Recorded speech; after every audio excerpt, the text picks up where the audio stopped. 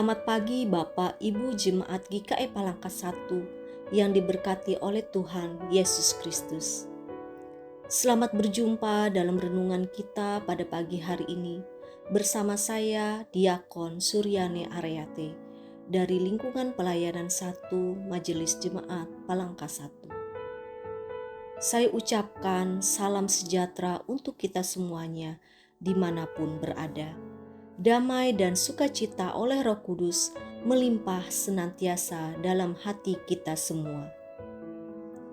Sebelum kita membaca dan mendengarkan renungan firman Tuhan, marilah kita berdoa.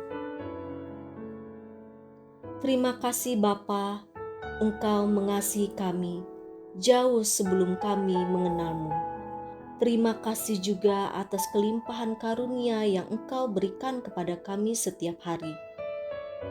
Engkau memberi kami makanan luar biasa, yaitu firman-Mu. Bapa, sebentar lagi kami akan membaca firman-Mu. Penuhi kami dengan kuasa Roh Kudus, supaya kami bisa merasakan kehadiran-Mu. Kami ingin firman-Mu hidup di dalam kehidupan kami. Jangan biarkan firman-Mu berlalu begitu saja. Mampukan kami untuk selalu merenungkan dan melaksanakan firman-Mu setiap hari, apapun tantangannya. Biarlah firman-Mu menjadi penuntun jalan hidup kami. Bapa, dengarlah doa kami ini. Dalam nama Yesus kami berdoa. Amin. Bapak, Ibu, saudara-saudari yang dikasihi oleh Tuhan kita Yesus Kristus, ayat renungan kita pada pagi hari ini terdapat dalam kitab Perjanjian Baru, dari 1 Korintus pasal yang ke-9 ayat yang pertama sampai yang ke-15 dengan perikop hak dan kewajiban rasul. Bukankah aku rasul? Bukankah aku orang bebas? Bukankah aku telah melihat Yesus Tuhan kita? Bukankah kamu adalah buah pekerjaanku dalam Tuhan? Sekalipun bagi orang lain aku bukanlah rasul, tetapi bagi kamu aku adalah rasul, sebab hidupmu dalam Tuhan adalah meterai dari kerasulanku. Inilah pembelaanku terhadap mereka yang mengkritik aku. Tidakkah kami mempunyai hak untuk makan dan minum? Tidakkah kami mempunyai hak untuk membawa seorang istri Kristen dalam perjalanan kami, seperti yang dilakukan rasul-rasul lain dan saudara-saudara Tuhan dan Kefas? Atau hanya aku dan Barnabas sajakah yang tidak mempunyai hak untuk dibebaskan dari pekerjaan tangan? Siapakah yang pernah turut dalam peperangan atas biayanya sendiri? Siapakah yang menanami kebun anggur dan tidak memakan buahnya? Atau siapakah yang menggembalakan kawanan domba dan yang tidak minum susu domba itu? Apa yang kukatakan ini bukanlah hanya pikiran manusia saja. Bukankah hukum Taurat juga berkata-kata demikian? Sebab dalam hukum Musa ada tertulis, janganlah engkau memberangus mulut lembu yang sedang mengerik. Lembukah yang Allah perhatikan? Atau kitakah yang Ia maksudkan? Ya, untuk kitalah hal ini ditulis, yaitu pembajak harus membajak dalam pengharapan, dan pengerik harus mengerik dalam pengharapan untuk memperoleh bagiannya. Jadi jika kami telah menaburkan benih rohani bagi kamu, berlebih-lebihkankah kalau kami menuai hasil duniawi daripada kamu? Kalau orang lain mempunyai hak untuk mengharapkan hal itu daripada kamu, bukankah kami mempunyai hak yang lebih besar? Tetapi kami tidak mempergunakan hak itu. Sebaliknya, kami menanggung segala sesuatu, supaya jangan kami mengadakan rintangan bagi pemberitaan Injil Kristus. Tidak tahukah kamu bahwa mereka yang melayani dalam tempat kudus mendapat penghidupannya dari tempat kudus itu, dan bahwa mereka yang melayani mezbah mendapat bahagian mereka dari mezbah itu. Demikian Tuhan telah menetapkan bahwa mereka yang memberitakan Injil harus hidup dari pemberitaan Injil itu. Tetapi aku tidak pernah mempergunakan satupun dari hak-hak itu. Aku tidak menulis semuanya ini, supaya aku pun diperlakukan juga demikian. Sebab aku lebih suka mati daripada. Sungguh kemegahanku tidak dapat ditiadakan siapapun juga. Demikianlah pembacaan firman Tuhan. Yang berbahagia ialah mereka yang mendengarkan firman Allah dan yang memeliharanya.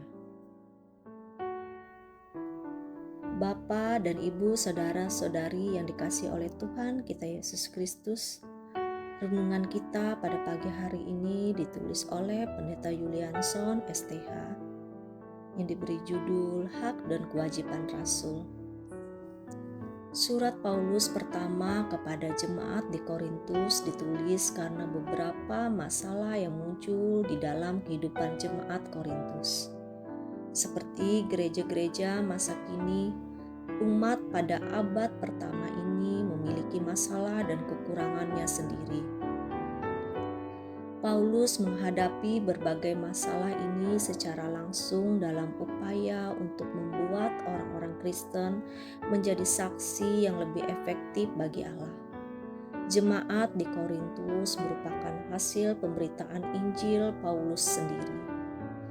Ia menghabiskan waktu sekitar 18 bulan di kota Korintus atau sekitar tahun 50 sampai 52.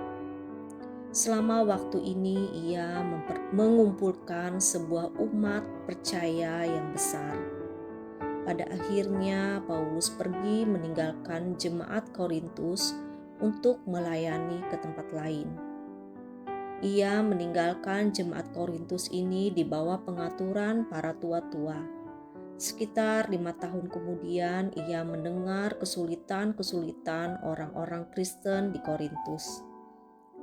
Paulus menulis surat 1 Korintus sekitar tahun 57 untuk mengatasi masalah-masalah tersebut. Kebanyakan orang percaya di Korintus berasal dari latar belakang penyembah berhala. Mereka tampaknya berjuang untuk meninggalkan masa lalu mereka dan bertekad hidup secara total mengikuti standar etika Kristen. Mereka juga mempunyai pertanyaan-pertanyaan atau kesalahpahaman tentang beberapa doktrin iman, termasuk pernikahan, perjamuan Tuhan, karunia-karunia rohani, dan kehidupan setelah kematian. Masalah-masalah inilah yang dihadapi Paulus dalam konteks kitab 1 Korintus ini.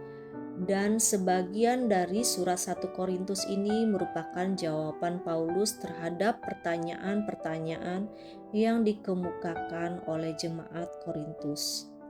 Dalam 1 Korintus pasal yang ke-9 ayat yang pertama sampai yang ke-15, Paulus memberi kesaksian tentang motivasinya dalam melayani. Paulus berbicara kepada orang percaya di Korintus bahwa ia sudah menyerahkan kebebasannya untuk melakukan apa yang ia inginkan dan menyesuaikan diri bagi kebutuhan-kebutuhan orang lain untuk membawa mereka kepada Tuhan. Atas berbagai masalah yang mengganggu jemaat di Korintus, Allah menyatakan pimpinannya melalui seorang Rasul Paulus. Paulus prihatin dengan keadaan orang-orang Kristen di Korintus yang selalu berbantah dan terkotak-kotak ke dalam sejumlah kelompok. Ia juga prihatin mengenai cara orang-orang Kristen di Korintus memperlakukan satu sama lain.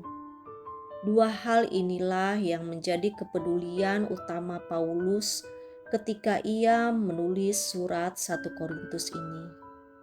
Paulus menasihati jemaat supaya beribadah kepada Tuhan dengan benar dan tetap teguh dalam keyakinan bahwa Allah telah mengaruniakan kepada mereka kemenangan atas maut.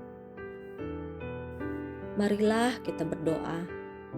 Terima kasih Bapa, kami telah mendengarkan sebagian dari firman-Mu yang telah dibacakan. Biarlah firman yang telah dibacakan dan dengar dapat menjadi penolong bagi kami untuk menjalani aktivitas kami pada hari ini. Berkati kami selalu Tuhan agar tetap dapat merindukan firman-Mu sampai kapanpun. Berkati pula para pelayan-Mu agar tetap diberikan kesehatan agar terus bisa menyampaikan firman-Mu. Bagi saudara kami yang ada di tempat lain dan telah membaca firman-Mu, berkati juga agar mereka selalu dapat membaca dan mendengarkan firman Tuhan. Terima kasih atas firman-Mu, Tuhan, pada hari ini. Dalam nama Tuhan Yesus kami mengucap syukur selalu. Amin. Jangan lupa like, comment, dan subscribe dan membagikan program pelayanan ini kepada semua orang. Agar melalui pelayanan ini Tuhan berkenan menjangkau kita dan menjangkau semua umat-Nya. Terima kasih, selamat pagi, Tuhan Yesus memberkati.